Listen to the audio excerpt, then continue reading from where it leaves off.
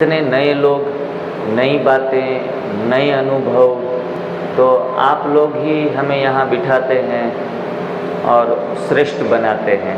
तो सभी विशेष और श्रेष्ठ आत्माओं को शिविर में इतने अच्छे तरीके से जुड़ने के लिए विशेष रूप से शुक्रिया। और हर शिविर में हम कहते हैं सभी पार्टिसिपेट को कि एहसान तुम्हारा दिल पे हमारे दोस्तों, एहसान तुम्हारा हमारे दिल पे दोस्तों, ये दिल तुम्हारे प्यार का मारा है दोस्तों, ये दिल तुम्हारे प्यार का मारा है दोस्तों। बनता है हमारा काम तुम्हारे ही काम से, बनता है हमारा काम तुम्हारे ही काम से, बनता हमारा नाम तुम्हारे नाम से। तुम जैसे मेहरबानों का सहारा है दोस्तों, ये दिल तुम्हारे प्यार का मारा है दोस्तों।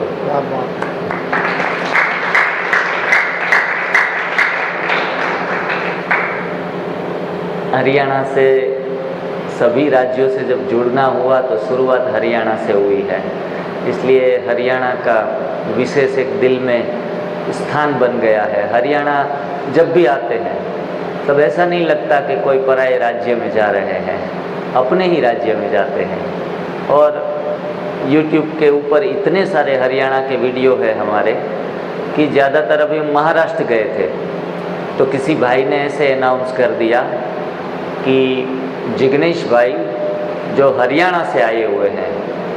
मैंने कहा हरियाणा का नहीं हूँ मैं, लेकिन हमारी इमेज ऐसी बन गई कि ये हरियाणा से आते हैं। ज़्यादातर YouTube पे देखते हैं कि हर बार वहाँ जींद में लगी है, हरियाणा के काफ़ी सारे छोटे छोटे प्रोग्राम भी हुए, तो इतनी छाप ही। मैंने कहा हाँ, वैसे तो मैं अभी हरियाणा ही अपना लगने लगा है, और ये अपनापन जो लगता है वो बस ईश्वर कृपा है, प्रभु देन है, बड़ों के आशीर्वाद हैं।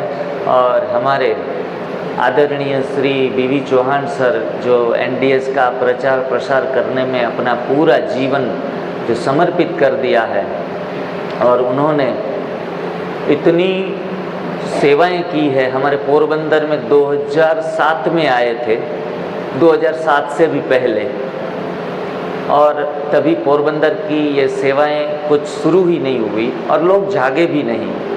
लेकिन मैं उस शिविर में गया भी नहीं था, लेकिन एक भाई मेरे साथी वो शिविर को ज्वाइन करके आ गए और उसने एक पत्रिका हमें दे दी, और वो पत्रिका हमने 10 साल अपने पास रखी, फॉलो नहीं किया, और बाद में वही बीज 10 साल के बाद अंकुरित हुआ। तो कभी भी कहाँ भी शिविरों का आयोजन होता है, बाद में सेवाएं बढ़े ना बढ़े, लेकिन बीज पड़ा है वो 10 साल के बाद भी अंकुरित होता है। विचारों का बीज, ज्ञान का बीज समय आने पर, परिस्थितियाँ आने पर अंकुरित हो ही जाता है। गीता में लिखा है कि करेलू फोगट जतु नहीं, કર્યા વગર કંઈ મળતું નથી અને કરેલું ફોગટ જતું નથી। Without efforts you can not achieve, કર્યા વગર કંઈ મળતું નથી। Efforts are never in vain, कभी भी किया गया प्रयास विफल नहीं होता। तो इस तरीके से हमने आज 3.5 दिन 4 दिन जो तपस्या की है, वो तपस्या किसी की भी विफल नहीं होगी। परमात्मा कृपा और आशीर्वाद, उनके ब्लेसिंग हमारे साथ ही रहेंगे, और कहीं से भी कभी भी ये हमारे जीवन में काफ़ी नए चमत्कार लेके आएगी।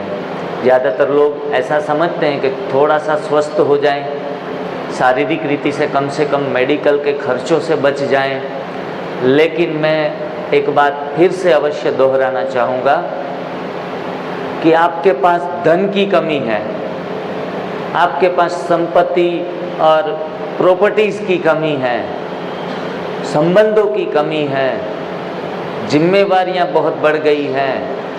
अगर आप इस तप सेवा सुमिरन को बड़े प्यार से, दिल से एक साधना के तौर के ऊपर अपनाएंगे तो आपकी सारी समस्याओं का अंत आ जाएगा।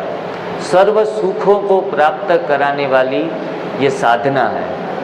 इसीलिए महादेव सावन मास में हम महादेव को प्रसन्न कर रहे हैं, महादेव हमारे ऊपर प्रसन्न होंगे। इसलिए कहते हैं कि जब हम परमात्मा को ही, परमात्मा के साथ ही संबंध जोड़ लेते हैं तो दूसरे किसी को खुश रखने की भी आवश्यकता नहीं रहती, अपने आप ही सब खुश रहने लगते हैं, अपने सर्व संबंध अच्छे तरीके से चलने लगते हैं। तो विशेष हमारे सतीश भाई और सुमन बेन जिन्होंने ये सुंदर प्रयास जोड़ा है, इसलिए वो काबिल तारीफ़ के पात्र हैं। हमारे रामविलास भाई और सबको हंसाते हंसाते ज्ञान के साथ, गम्मत के साथ ज्ञान प्रेस करने की जो परमात्मा ने जो विशेष एक कला हमारे भाई जी में रखी है, तिलक भाई में, हंसते हंसते लोगों के मस्तक के ऊपर विजय का तिलक लगा देते हैं, स्वास्थ्य का तिलक लगा देते हैं। तो हम तो अक्सर ही सूरत में हो या पोरबंदर में हो, इनको सदैव याद करते रहते हैं। उनकी एक आधी पॉइंट हम वहाँ सूरत में भी 1 घंटे का शाम को जब सेशन लेते हैं तो भाई जी की कही गई बातें याद रह जाती है। कहते हैं अब मिल्क नहीं लेना है, अब मिल्क नहीं लेना है, आगे क्या कहेंगे भाई जी? मिल के रहना। यहाँ से शिविर में बाहर जाएंगे तो अब ये याद रखना है कि अब मिल्क नहीं लेना है, सबको मिल के रहना है। दूसरा एक वाक्य दोहरा देता हूँ। खाना बनाना नहीं है, अब खाना बनाना नहीं है, लेकिन अब बनाना ही खाना है। बनाना समझते हैं ना? आज इस शिविर में काफ़ी सारे और स्लोगन हमने सीखे इनसे कि अब टीका नहीं लगाना है, अब टिके रहना है। एनडीएस में टिके रहना है। अगर एनडीएस में टिके रहेंगे तो टीका नहीं लगाना पड़ेगा। और भाई जी 1-2 और भी बातें मज़ेदार बताई थी हेल्थ के विषय में।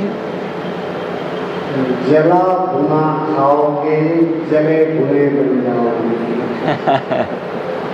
तला भुना खाओगे, तले में बन जाओगे।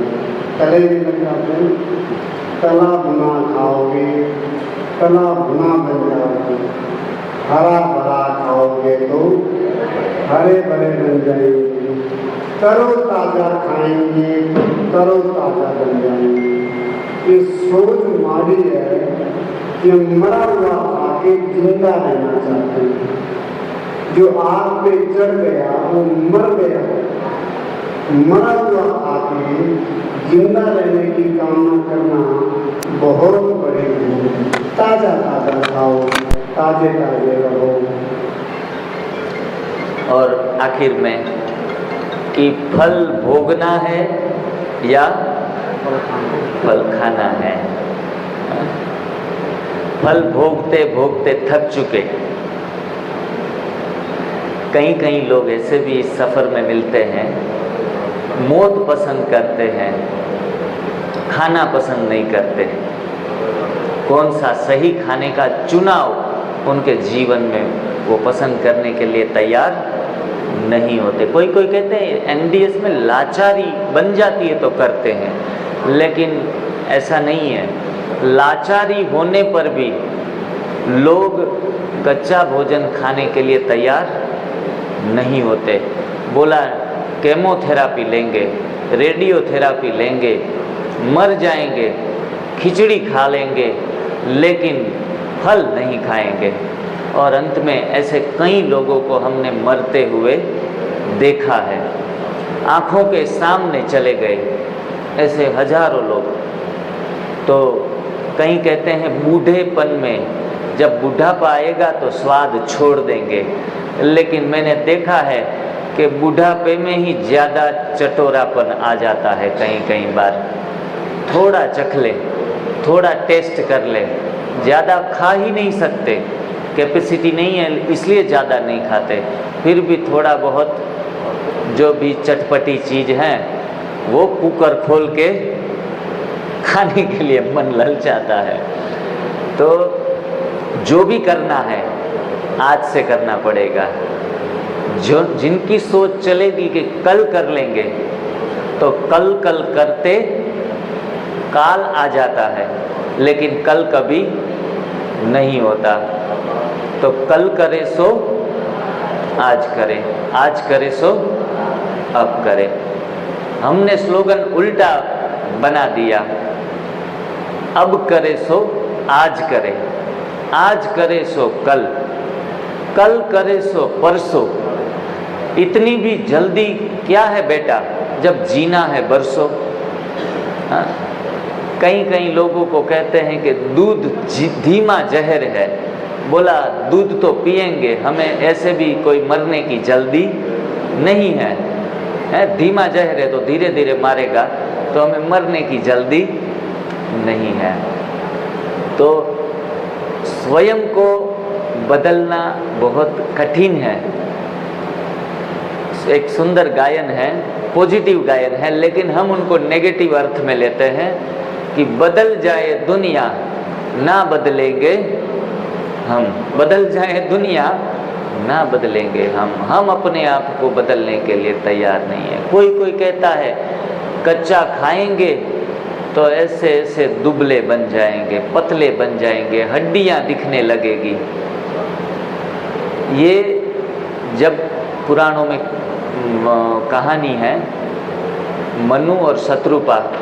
शत्रुपा जब शिव की उपासना करती थी और माता पार्वती ने जब शंकर को प्रसन्न करने के लिए जब उपासना की, तब उनका जो अनाज का सेवन छोड़ा।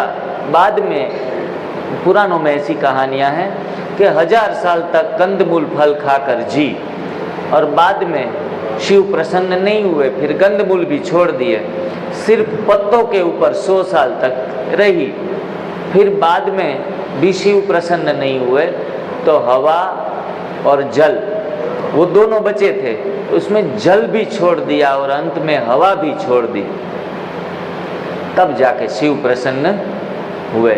इतनी हद तक कठोर तपस्या करते करते बाद में अस्थि पंजर बच गए थे, अस्थियां ही दिख रही थी।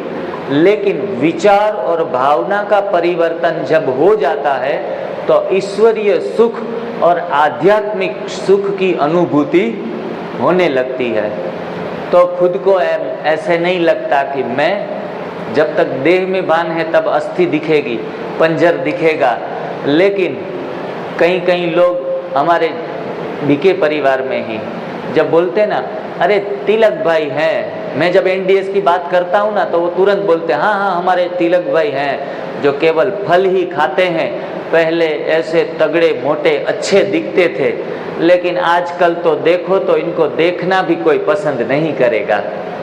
देखो ये चर्म चक्षु से लोग क्या मेजरमेंट निकालते हैं कि जो दुबले हैं वो कमज़ोर हैं, मोटे हैं वो मजबूत हैं। लेकिन आप इनको देखते हैं उछलते कूदते रहते हैं। ये तो छोटा सा स्टेज है, मुझे तो ऐसा लगता है कि 10 फीट हाइट के ऊपर अगर हो स्टेज तो भी वो वहाँ से छलांग लगा देंगे। इतनी उम्र में स्विमिंग भी करते हैं, साइकिलिंग भी कितनी भी कर लेते हैं।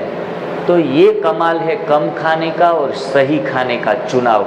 इसलिए बिल्कुल ही ना डरिए, दुबले हो जाएंगे, फिर से थोड़ा बहुत मांस मसल बन जाएगा। एक बार आप सही होकर देख लो, जीवन रहेगा। सर सलामत तो पगड़ी 1000 है, सर सलामत तो पगड़ी 1000। तो कभी भी एनडीएस फॉलो करते करते दिमाग में थोड़ा सा भी ये नहीं रखना है कि थोड़े ऑकवर्ड दिखेंगे, कपड़े एकदम ढीले पड़ जाएंगे, वो तो पड़ते रहेंगे। उनके विषय में नए सिल जाएंगे कपड़े तो कितने भी, अरे जिंदा रहेंगे तो और कपड़े सिला लेंगे। इसीलिए दुबलेपन से मत डरिए, कमजोरी थोड़ी बहुत है तो उनसे मत डरिए, परमात्मा स्मरण कीजिए। और उपवास में तो सबसे ज़्यादा परमात्मा स्मरण होता है। हम 12 बजे तक जब खाली पेट रहते हैं ना, तो आपने 3 दिन में ये अनुभव किया होगा, सुनने की एकाग्रता सबकी बड़ी है कि नहीं बड़ी है? सुनने में, समझने में दिमाग ज़्यादा काम करता है जब हम उपवास में रहते हैं। पेट भरकर इतना समझ में कोई बात आती नहीं, हजारों प्रश्न उठते रहते हैं। जो भी व्यक्ति मानसिक रीति से कमजोरी अगर अंदर अनुभव कर रहा है तो उनको तो 12 बजे तक लगातार उपवास करते रहना है। मानसिक कमजोरियां कब चली जाएगी पता भी नहीं पड़ेगा। तो शारीरिक एवं मानसिक रीति से फिट होना है तो उपवास को महत्वपूर्ण अंग के रूप में अपनाना ही पड़ेगा। आध्यात्मिक क्रांति करनी है तो उपवास को अपनाना ही पड़ेगा, ये हमारी अनिवार्यता बन जाएगी। उपवास एक इतना श्रेष्ठ अंग है हमारे जीवन का, अभिन्न अंग जिनको बोलेंगे, अभिन्न अंग समझकर उनको बड़े प्यार से, शुद्ध भावना से अपना लेना चाहिए। क्योंकि उपवास कोई अनशन नहीं है, उपवास कोई अनशन नहीं है। कोई समझते अनशन है बिना अन्न जल के रहना होता है। देखो, अनशन तो लोग अपनी जीद मनवाने के लिए अनशन करते हैं। इसके पीछे अगर आपकी भावनाएं शुद्ध नहीं हुई, भावनाओं में परिवर्तन नहीं आया तो उपवास का इतना लाभ नहीं ले पाएंगे। जब भी उपवास करते हैं परमात्मा को हमेशा स्मरण में रखें, इनका 1000 गुना फायदा मिलेगा। सुबह सुबह जब आप उपवास में बैठते हैं, जो भी परमात्मा को, देवी देवता को, जिसको भी आपको याद करना है उनको आप याद करते ईश्वर स्मरण में रहे। तो इनको उपवास के काफ़ी सारे प्रकार हैं। आनस उपवास है, पावक उपवास है, फिर है शोधक उपवास है। तो ऐसे 5 प्रकारों के उपवास हैं। कोई कोई उपवास हम पापों का प्रायश्चित करने के लिए करते हैं तो हमारे पाप दग्ध हो जाते हैं, इनको पावक उपवास कहा जाता है। कोई कोई उपवास है वो शोधक उपवास, रोगों को ढूंढकर मारने के लिए है, इनको शोधक उपवास कहा जाता है। किसी किसी उपवास से हमारी मनोवृत्तियां शांत हो जाती हैं और हमारे दूषित विचार दूर हो जाते हैं, इनको शामक उपवास कहा जाता है। तो आप किस भावना के साथ करते हैं उसके प्रतिफल स्वरूप आपको वो परिणाम मिलता है। तो इसलिए परमात्मा के समीपता का अनुभव करना है तो आपको उपवास आपका अनिवार्य अंग बनाना पड़ेगा। उपवास से कभी डरना नहीं है, उपवास को तो बड़े प्यार से गले लगाना है। इतनी मीठी चीज़ है वो आपको बाद में पता चलेगा कि अंदर अंदर अपनी अंदर की खुशी जागृत होने लगती है। जो 5 स्तर है हमारे चेतना के, मन की स्थितियों में अंदर के जो सॉफ्टवेयर सिस्टम है उसमें माइंड में कॉन्शियस माइंड, सबकॉन्शियस माइंड और तीसरा है super conscious mind. Super conscious mind में आपके 5 स्तर पड़े हुए हैं। पहला स्तर स्वास्थ्य का, दूसरा स्तर शक्ति का, तीसरा है आनंद का, चौथा है ज्ञान का, 5वां है प्रेम का। वो 5 स्तर की साधना को साधना के द्वारा, उपवास की साधना के द्वारा जागृत करना होता है। अगर वो 5 स्तरों के ऊपर, आनंद का स्तर जब ऊपर आएगा तब हमें लगेगा कि अरे बिना कोठी के, बिना पैसे के आनंद में रहते हैं, हर हाल में खुश रहते हैं। तो समझ जाओ कि आपका वो सुपर कॉन्शियस माइंड जो है, जो परमात्मा का है, उसमें हम वो स्तर हमारा जागृत हो रहा है। जो जो भी साधक, पुराने साधक है ना, आप उसमें कुछ विशेषताएं देखेंगे। जैसे कि हमारे तिलक भाई हैं, तो वो देखो उसको 24 घंटे में कभी भी मिलो आप, उनका आनंद का स्तर कभी भी नीचे बैठा हुआ नहीं होगा, ऐसे मुंह लटकाए नहीं बैठते हैं। जब भी आप बात करो खुशी की बात ही करेंगे, क्योंकि लंबे समय की साधना से हमारा सुपर कॉन्शियस माइंड का आनंद का स्तर ऊपर आ जाता है। इसीलिए आनंद चीज वस्तुओं में ढूंढने की आवश्यकता नहीं रहती। जब भी माइक पकड़ाओ बोलने लगते हैं। मतलब सुपर कॉन्शियस माइंड में ज्ञान का स्तर जागृत हो चुका है। कोई कोई कहते अरे भाई बोलने के लिए पहले से बोल देना, मेरे को थोड़ी तैयारियां करनी पड़ेगी। मतलब हमारा सुपर कॉन्शियस माइंड अभी जागृत नहीं हुआ है। स्वास्थ्य, शक्ति, आनंद, ज्ञान और प्रेम, वो पांचों चीज़ें जगाने के लिए आपको उपवास का सहारा लेना ही पड़ेगा। दूसरे जो हम 2 उपवास के बारे में बता रहे थे वो है पाचक उपवास, जो जिनकी पचाने की शक्ति मंद हो गई है, वो अगर उपवास करेंगे तो जठराग्नि प्रदीप्त होंगी, मंदाग्नि से जठराग्नि हो जाएगी जो लोहे को भी पचा देगी। तो वैसे उपवास करने का जो प्रयोजन होता है उसको पाचक उपवास कहा जाता है। और एक है आनस। आनस उपवास है वो देवी शक्तियों को जागृत करने के लिए। मानो कि नवरात्रि के ऊपर हम उपवास करते हैं तो माँ देवी की, दुर्गा की हमारे ऊपर कृपा हो, हमारे अंदर देवी शक्तियाँ जागृत हो, तो इन दौरान जो उपवास करते हैं उनको आनस उपवास कहा जाता है। चलो सावन का महीना चल रहा है तो हमने जो उपवास किए हैं अभी 3 दिन से, उनकी श्रेणी आनस में आ जाएगी, क्योंकि सावन का महीना तपस्या का महीना है और हमारा उपवास हो गया तो हमारे अंदर कुछ न कुछ दैवी शक्तियाँ जागृत होंगी। तो ये पूर्ण रूप से भावनाओं को जोड़ के हमें उपवास करना है। फिर है एकादशी उपवास। दूसरा, हम जो नवरात्र उपवास रहते हैं, चंद्रायन उपवास रहते हैं। फिर एक है प्रदोष उपवास है, कोई है अल्पकालीन उपवास, कोई है दीर्घकालीन उपवास, तो कोई है धार्मिक उपवास। तो इस प्रकार से उपवास की श्रेणी कई सारी चीज़ों में व्याख्यायित कर सकते हैं। कोई है एक दिवसीय उपवास, तो कोई है शाब्दिक उपवास, कोई है प्राक्षिक उपवास, कोई है साल में 2 बार हम जब करते हैं। वार्षिक उपवासों की श्रेणी में भी कोई चीज़ें आती है। तो उपवास को बहुत गहनता से समझना जरूरी है। जो हम बता रहे थे कि उपवास के पीछे उद्देश्य भी 4 प्रकार के होते हैं। उपवास के पीछे 4 प्रकार के उद्देश्य हैं। उसमें समय देखा जाता है उपवास में, किसी में मात्रा देखी जाती है। उपवास में भोजन की मात्रा को देखा जाता है, किसी में भोजन के प्रकार को देखा जाता है, और किसी में उपवास के उद्देश्य को देखा जाता है। जैसे हम नवरात्र में उपवास रखते हैं तब हमारा उद्देश्य होता है कि हमें देवी शक्तियाँ जागृत करनी है, तो उनमें उपवास का उद्देश्य का विशेष महत्व है। चंद्रायन उपवास होता है, चंद्र की कला बढ़ती है तो धीरे धीरे खाना बढ़ाते जाते हैं, चंद्र की कला कम होती है तो खाना धीरे धीरे कम करते जाते हैं। इनको क्या कहेंगे? चंद्रायन उपवास। बरोबर है। इसमें भोजन की मात्रा का विशेष रूप से महत्व है। जैसे एकादशी उपवास रखते हैं तो एकादशी में कौन से प्रकार का भोजन ले सकते हैं, इसमें भोजन के प्रकार का महत्व है एकादशी उपवास में। और बाकी बची मात्रा और समय। तो समय में एकादशी, नवरात्र उपवास, चंद्रायन उपवास और प्रदोष उपवास।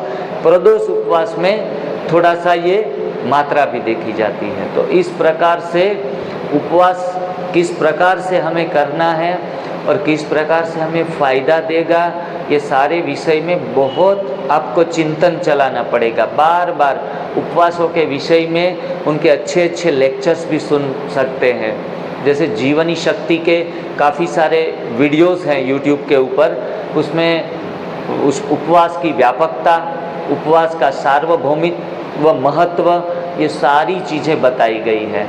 महात्मा गांधी जी ने भी उपवास रखा था भारत को आज़ाद करवाने के लिए, कोई विशेष उद्देश्य से, और अंग्रेज़ों के नाकों में दम कर दिया था। तो उपवास बड़े से बड़ी सत्ता को हिलाने के लिए वो शक्तिशाली चीज़ है। ब्रह्मास्त्र कहा जाता है उपवास को। देखो, उपवास के पीछे उद्देश्य रखना बहुत जरूरी है। अगर उपवास से तो कहते हैं कि असुरों ने भगवान को भी प्रसन्न कर लिया था। कौन सा उदाहरण है रामायण में? रावण का, वो मेघनाथ का, जो बैठ जाते थे पलांट लगा के, काफी दिनों तक नहीं खाते पीते थे, शंकर को भी प्रसन्न होना पड़ता था उनके आगे। कल रावण की एक्टिंग बहुत सुंदर तरीके से की थी है, वो भी शंकर का नाम लेके, तो शंकर को भी झुकना पड़ा था उपवास के आगे। जब रावण ने तपस्या की, घोर तपस्या की, लेकिन एक राक्षस जब उपासना करता है, उपवास करता है, तब उनको शक्तियां तो प्राप्त हो जाती है, लेकिन अगर उद्देश्य गलत है तो खुद का भी विनाश कर लेता है और सारे अपने कुल का विनाश कर लेता है। तो यहाँ आप तपस्या कर रहे हैं, लेकिन तपस्या करके हमें रावण बनना नहीं है। खुद का भला, समाज का भला, विश्व का भला हो, ऐसी मंगल कामनाओं के साथ उपवास करना है, तो हम असुर नहीं बनेंगे। रावण अगले जन्म में राजा प्रताप भानु था। वो प्रताप भानु बहुत दान करता था। उन्होंने इतना सोने का दान दे दिया कि कोई भी आए, फकीर आए कि कुछ दे दो, तो गले से सोने की माला, हार, कुछ पड़ा है सोने की चीज़ें, वो एकदम से लगा देता था। अरे बेचारा लाचार कितना है, अपना जीवन ऐसे ही दुख में व्यतीत करेगा, मेरे सिवा है ही कौन इसका, मैं राजा हूँ, ये मेरी प्रजा है। इस भाव से वो बहुत देता था सोने का दान, संपत्तियों का दान। इनके कारण उनको अगले जन्म में सोने की लंका मिली। सोने की लंका ऐसे ही नहीं मिली थी। कोई भी व्यक्ति को कोई भी चीज ऐसे ही नहीं मिल जाती। आज इस जन्म में अगर सुखी है, हमारे पास बहुत पैसा है, तो समझो इस जन्म का या अगले जन्म का कुछ भी पुण्य आप साथ में जोड़कर लाए हैं, तभी ही आप समृद्ध हो। बिना दिए किसी को कुछ मिला नहीं है। तो राक्षसों को भी अगर उसने अगले जन्म में दिया है तो ही मिलता है। और जब सोने की लंका भी मिल गई, लेकिन उद्देश्य उनका था कि मैं राजा, सामने वाली लेने वाली प्रजा, सामने वाला लाचार, सामने वाला दीनहीन दुखी है, तो इस भावना से देने के कारण उनको सोने की लंका तो मिल गई, लेकिन वो उनको संभाल नहीं सका।